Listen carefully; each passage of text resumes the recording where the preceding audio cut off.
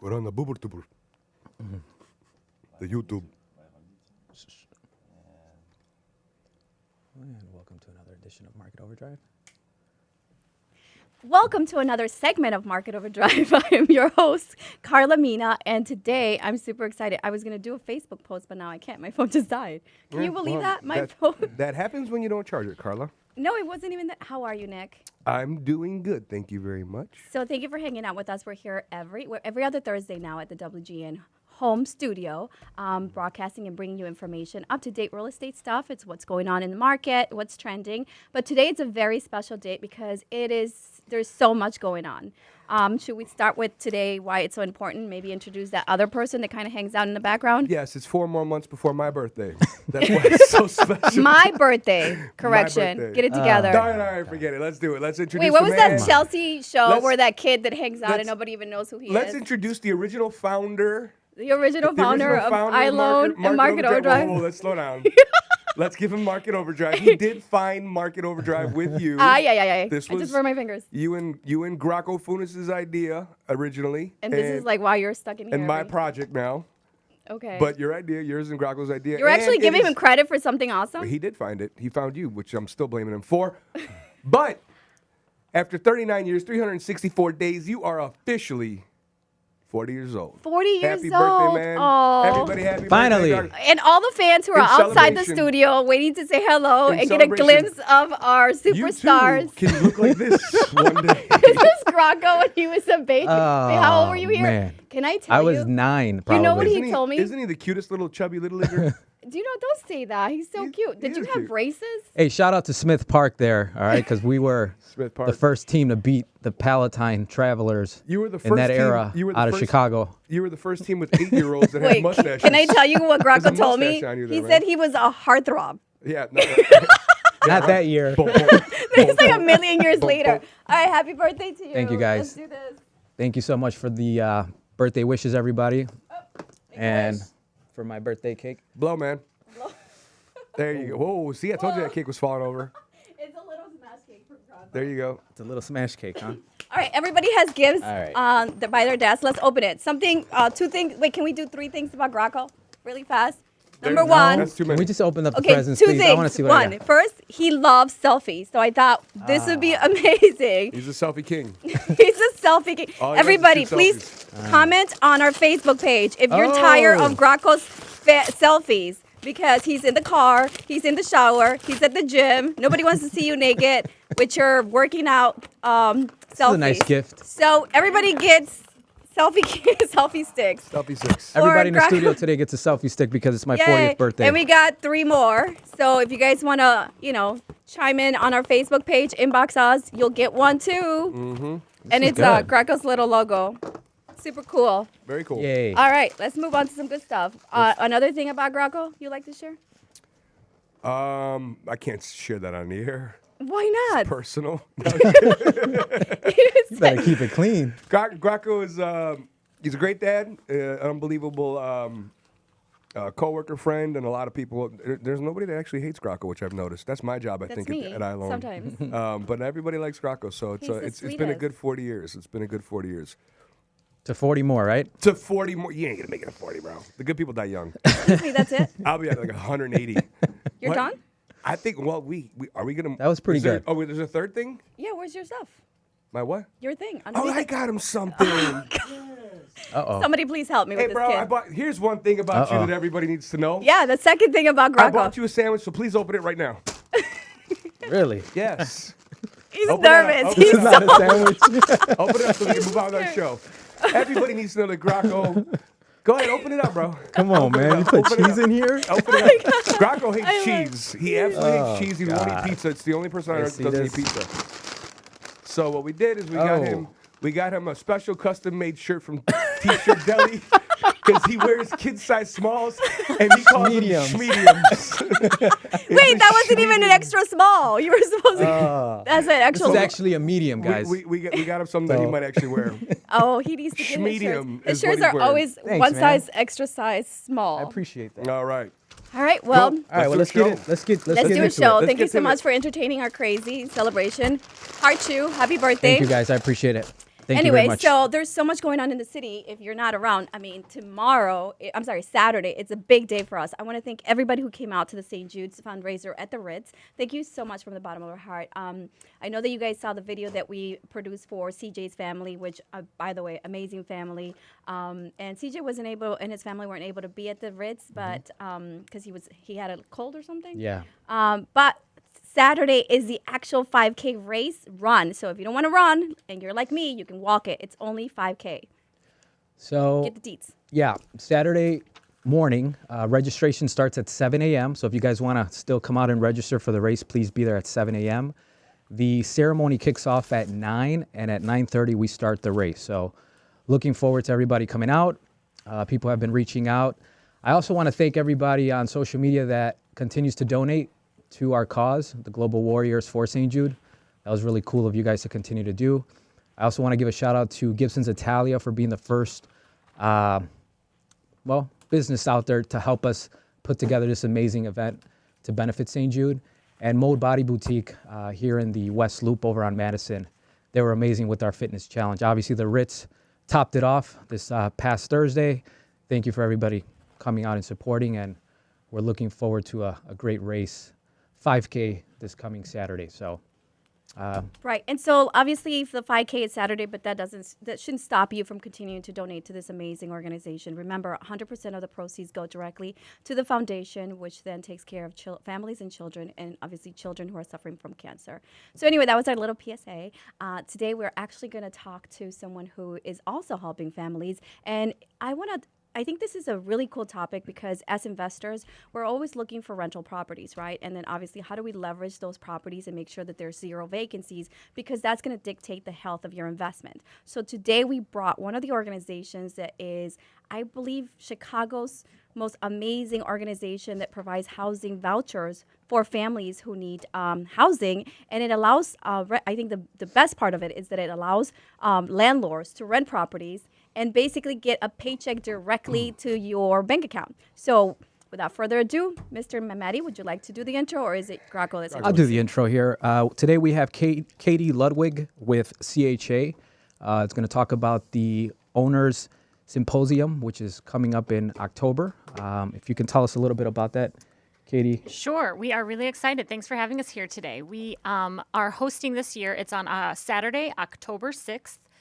Here downtown at the Hyatt Regency. And this is our owner symposium. So this is the 9th year we've been doing this. And what we do is really a great learning event for anyone in the real estate industry. So we're talking about property managers, property owners, investors, anyone, who's connected to the real estate industry should really come out. You can learn more about the Housing Choice Voucher Program, which, most people know as Section 8. So you can learn more about that and how you can work with your properties through our program. But it's really just a great event to learn more about. We have topics not only about CHA and the HCV program, but we have topics about anything to do with the real estate industry. So Carla's going to be out there. She's doing a presentation on investment properties. We're having a session on estate planning. So many of our own property owners out there today, they don't, what happens to their properties after they, pass on.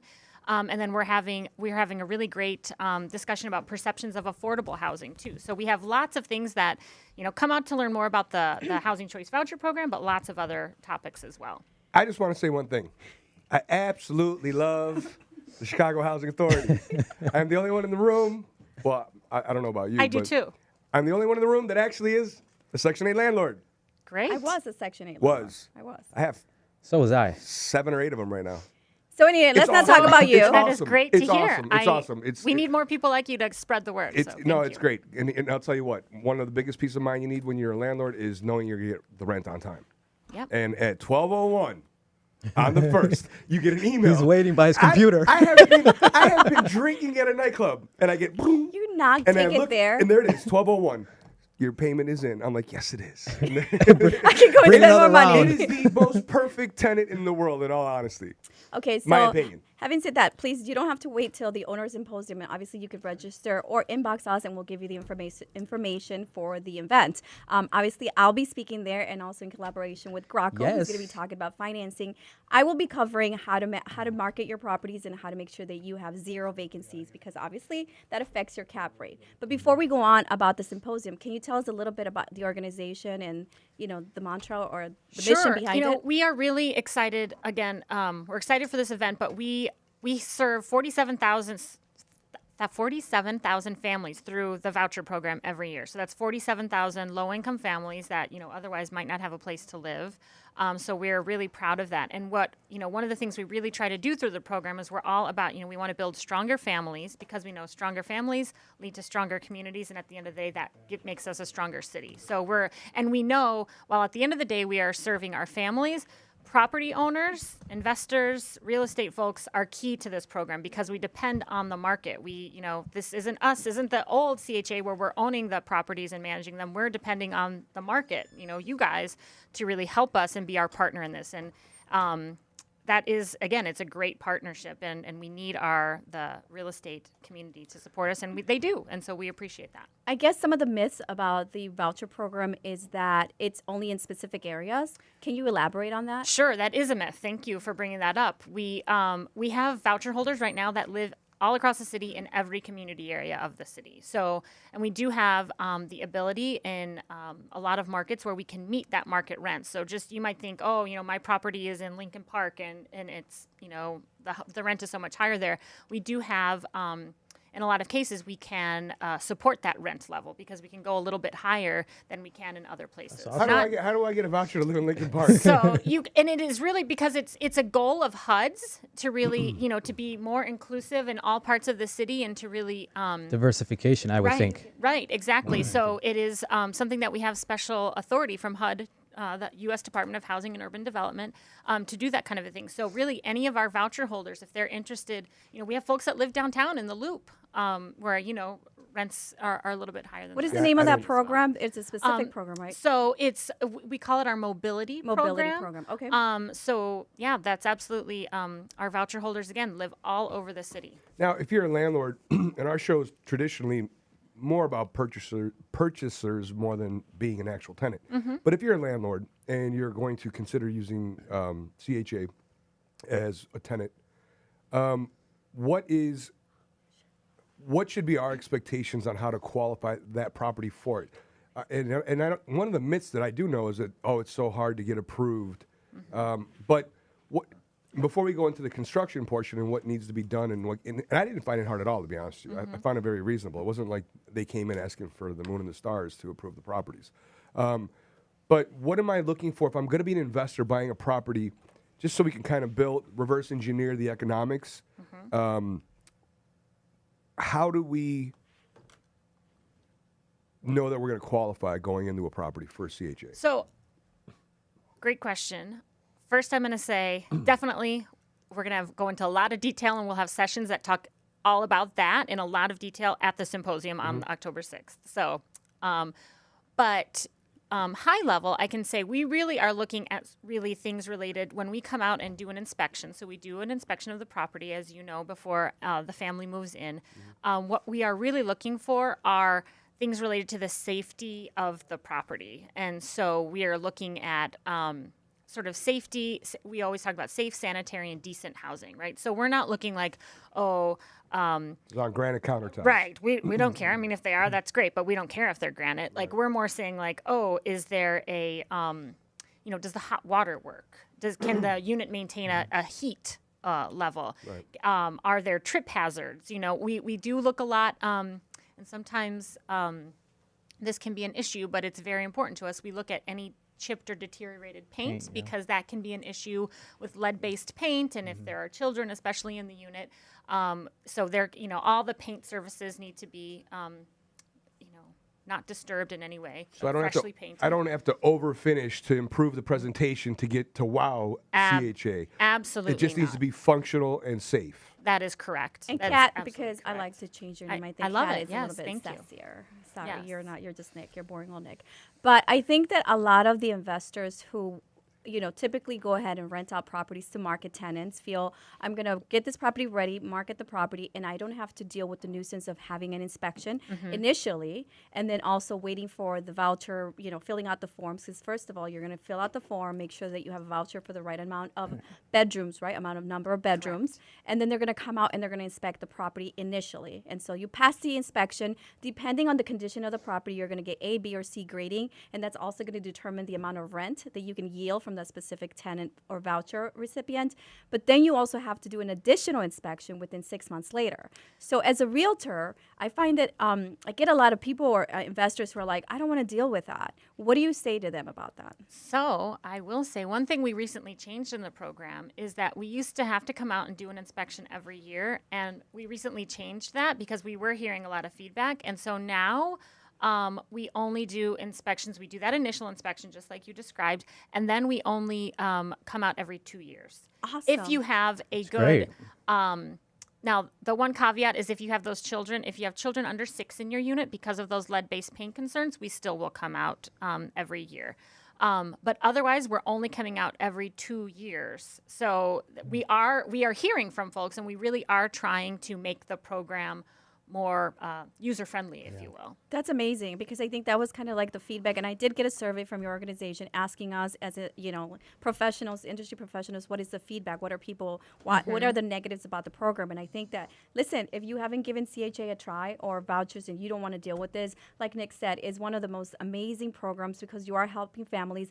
And these families they hold the voucher for a lifetime per se. They in some can. cases. So there's a lot of guidelines and restrictions that they have to follow in order to make sure that they maintain that voucher. So they're going to be very respectful of your property. And again, it's all about educating that tenant, correct? Correct. Absolutely. And we have lots of workshops that are for our tenants too. So we have all throughout the year, right? We do this symposium once a year, but we also have workshops on a monthly basis, both for our tenants and for the property owners. What another myth or fact do you have to if a tenant has a voucher and it's worth, let's say, $1,000, but the property is being rented for, or the asking price is $1,200, and I've heard this go back and forth among so many people, must it rent only at $1,000, or can the tenant pay the difference? Because there's a lot of people have that question, like you can't pay the difference. So it depends a little bit. Okay, It gets a little technical. It depends a little bit. But generally speaking, as long as we run a rent analysis before the family moves in, and as long as the comps in that area, and we try to stay within a half mile to a mile radius of that property, as long as the comps are supporting that $1,200 that you're asking for, we, in a lot of cases, will be able to approve that. Okay, So, but if they're not, and this is just a greedy landlord Right. trying to get some ridiculous number, Exactly. you want to Sometimes prove it. that happens. That makes sense. Okay. Right. Katie, we're running short a little bit on time here, so if you can recap.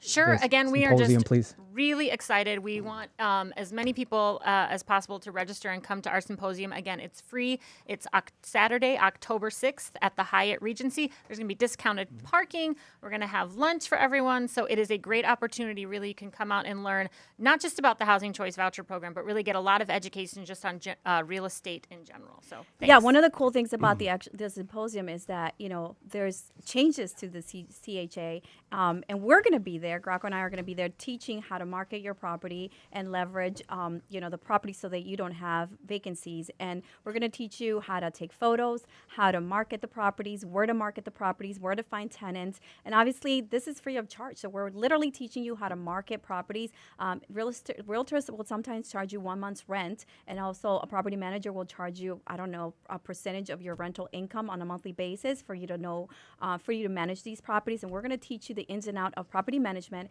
as well as marketing. So I think it's imperative for you to show up and come out and support and learn a little bit more about this. Also, I understand that there's videos that they have available so you can learn about the inspection process. So lots of resources. And again, this is a great win-win for anybody who's looking to become a landlord and own property and manage tenants.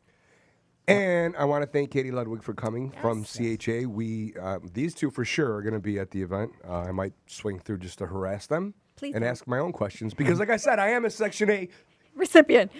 tenant, or not tenant. How can Landlord. we get Nick on that list? Thanks again.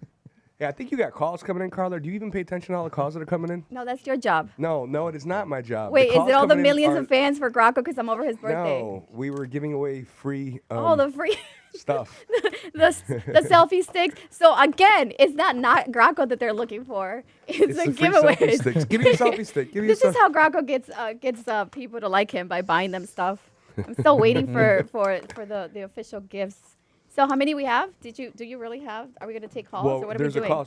Yeah, you tell me. There's a call sitting online too. Do you want to take it? Why don't we I wait don't for even that know how to call? take it. Why don't we You wait don't for even know how that to call take and the calls. introduce our next guest because we got to yes, keep the our show producer rolling. speaking. Oh, yes, sir. Yes. Yes, sir, Mr. Funes. Thank you for contributing. You want to introduce our next guest?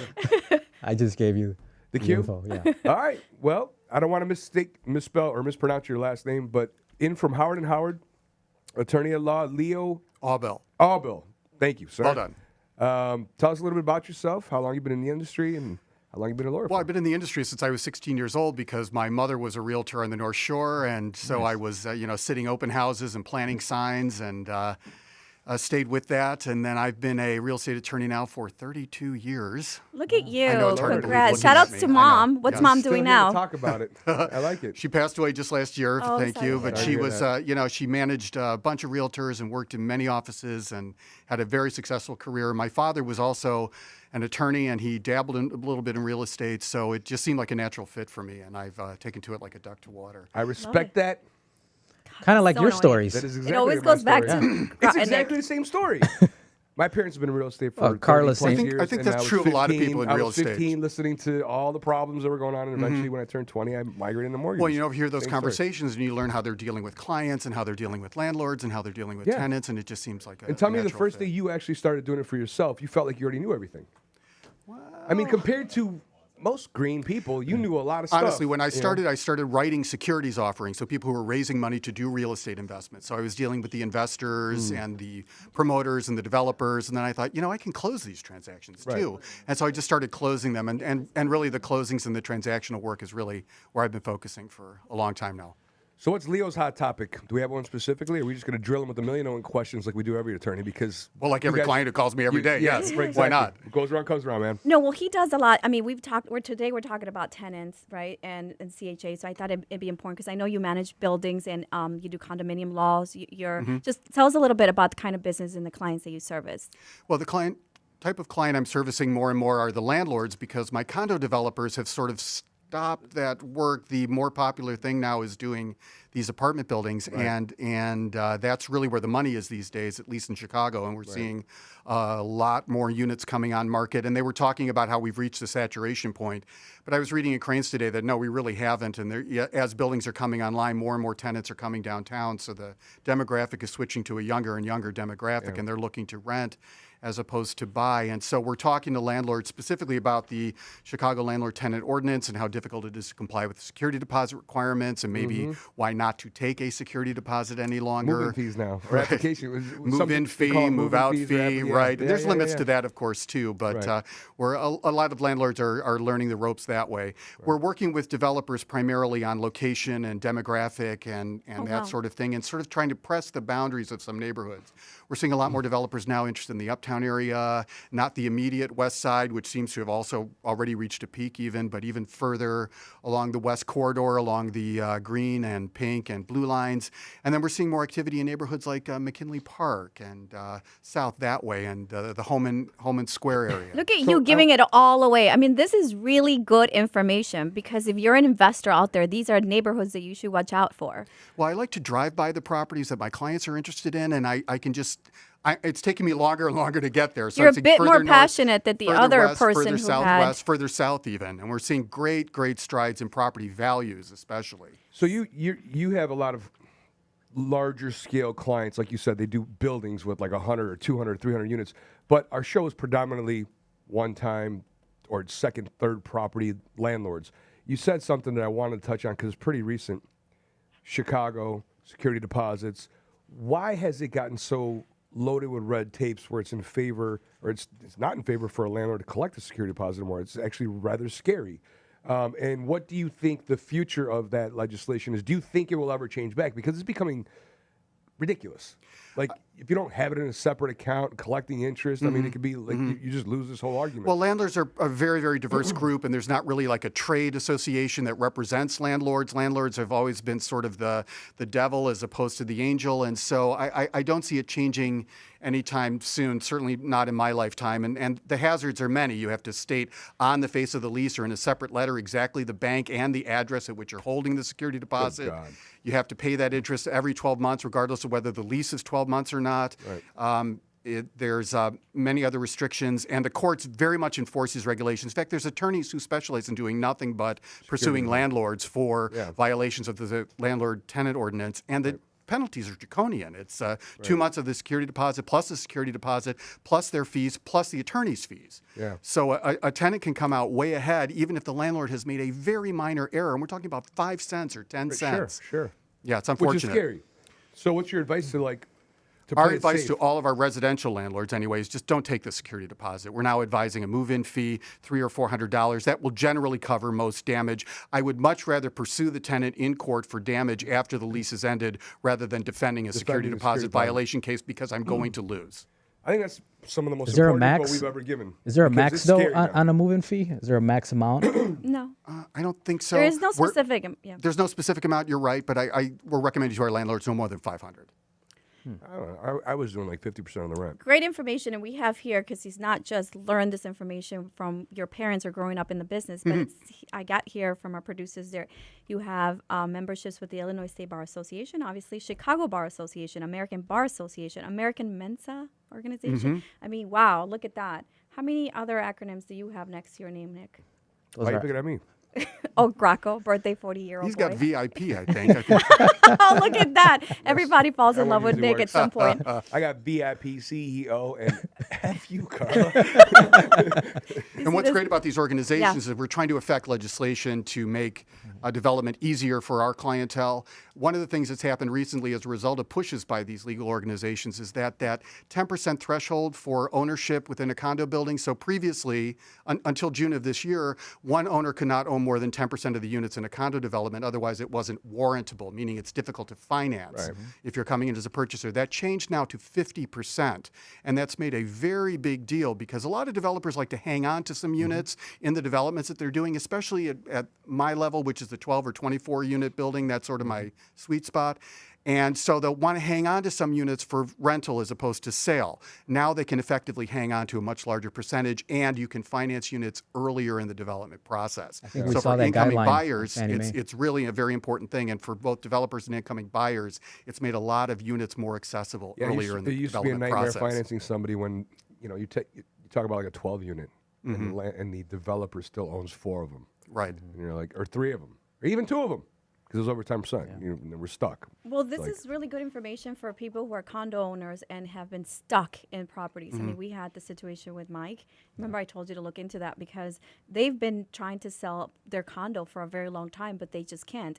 So as a seller, you feel stuck, right? Because a buyer or borrower is not going to spend money or pay higher because the loan is unwarrantable. Is it unwarrantable or non-warrantable? Non-warrant. Unwarrantable. Non-warrantable. Corrected herself with the wrong answer again. Non-warrantable. So if it's non-warrantable, they have to pay higher interest rates Yeah, those programs Bigger are usually down higher. and then payment. a higher down payment. Yeah. So a If you buyer, can qualify at all. if they can qualify, if the building. So can you give me the guidelines for qualifying a unwarrantable, non-warrantable, whatever? Well, it's just like you just mentioned, there's a new guideline that Fannie Mae is introducing where now you can have a 50-50.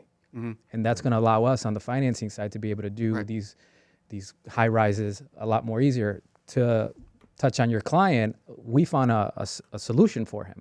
I told him, let's just get your building FHA approved. You get the FHA approval and that building's going to sell out. Because right now, nobody can sell in that building. You're talking about 200 plus units.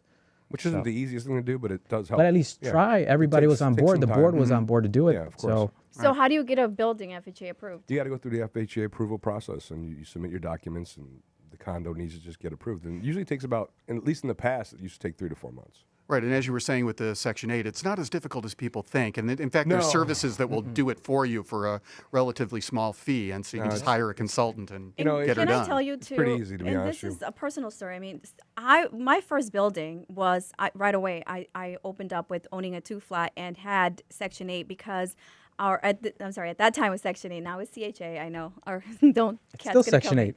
Well, whatever. So it was easier, and they literally walk you through the process.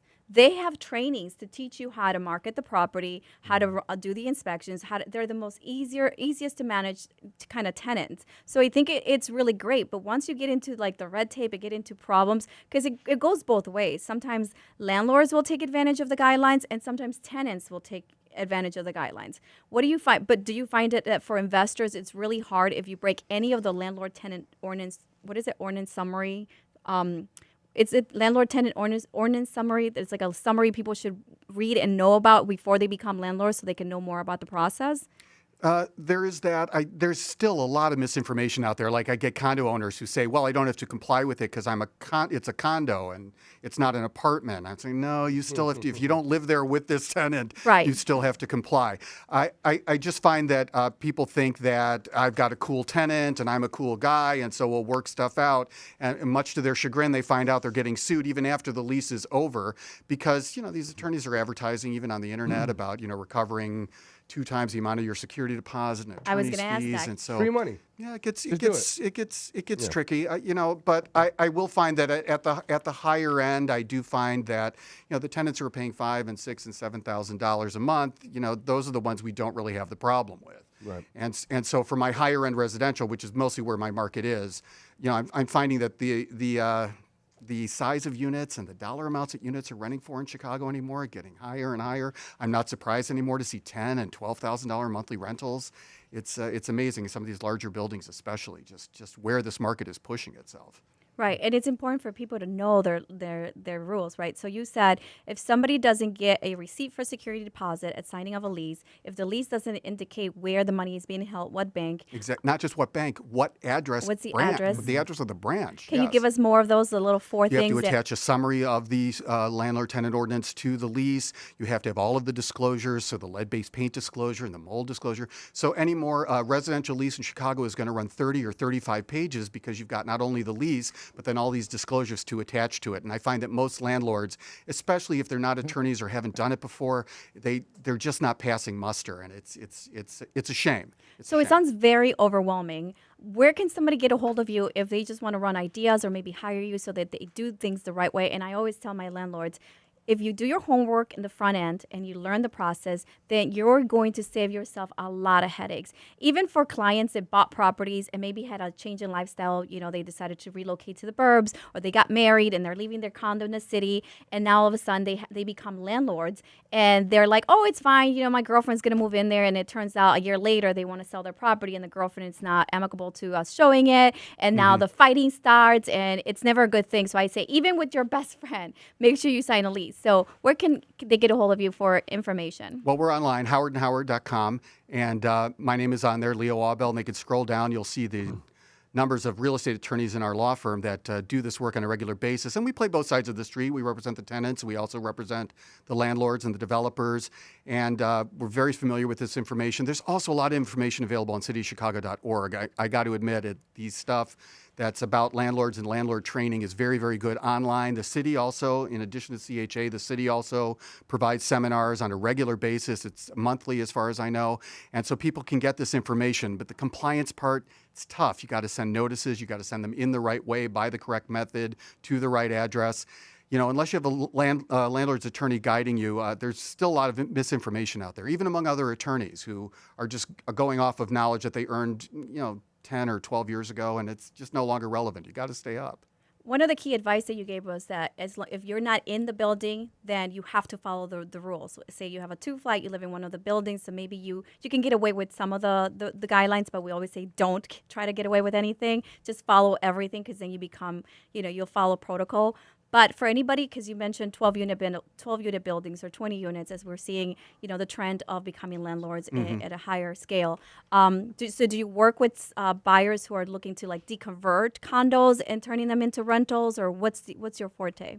Well, we're doing more and more deconversion work now. So it used to be just the 6-unit or the 12-unit building that was considering deconverting to an apartment. Now we're seeing much larger buildings. I've been reading recently about buildings on the former Edgewater Hotel, up the Pink Building up on North Sheridan. They just voted to go apartments now, and couple other buildings on Lakeshore Drive. So we're seeing more and more of that deconversion work. And that's tough because you've got to get more than 75% of the unit owners to vote on and approve a contract purchase package. We're also seeing deconversions from cooperatives to condominiums, which is a very interesting process.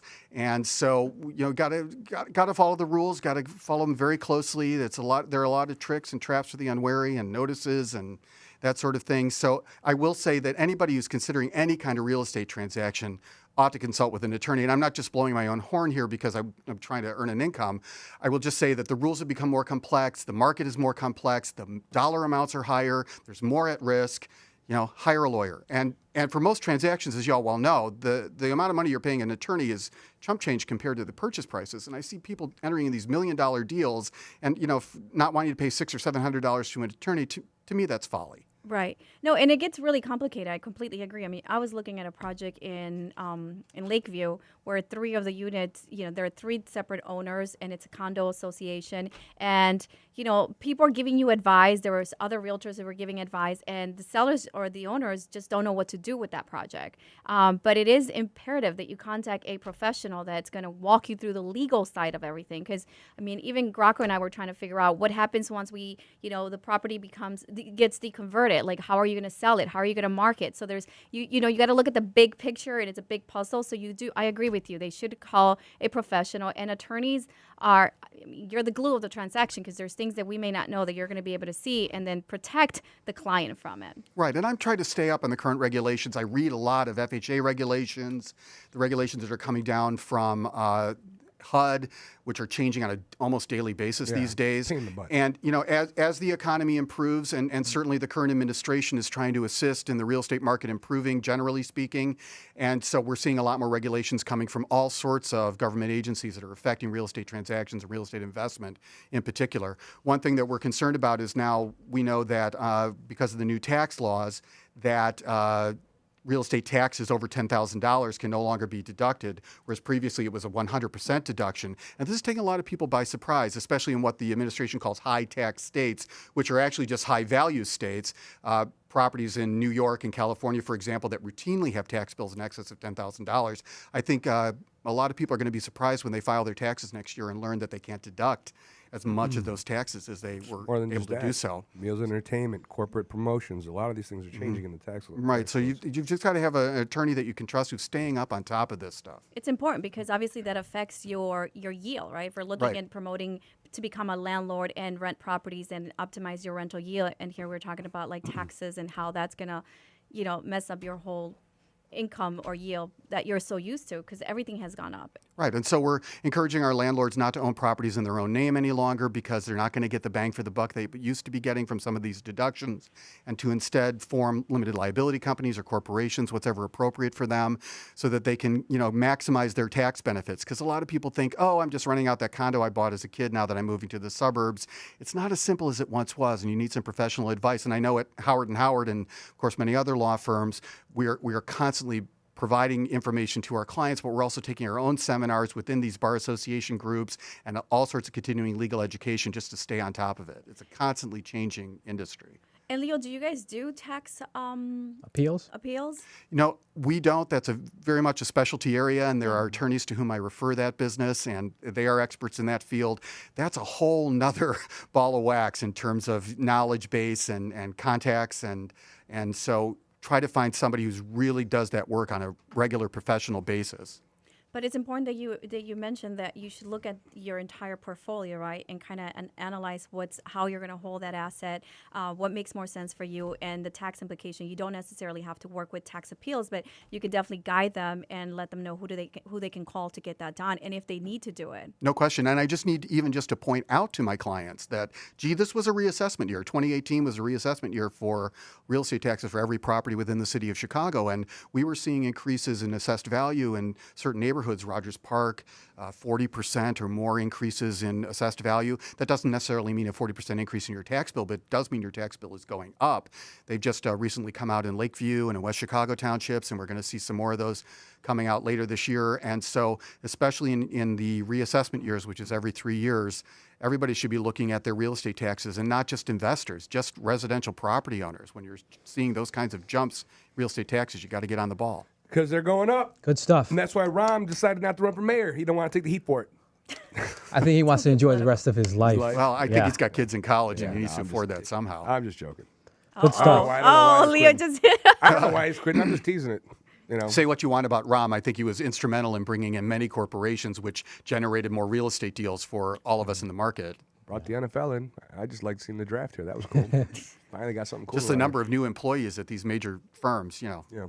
Google don't and do- we don't- Argentano Midland. And We don't do politics though, right? We're not doing politics. We're doing real estate. I can still figure out what this guy goes for. I don't even know. I'm an independent. Oh, this is good I've stuff. openly Let's been an independent for a wrap long this time. amazing show up.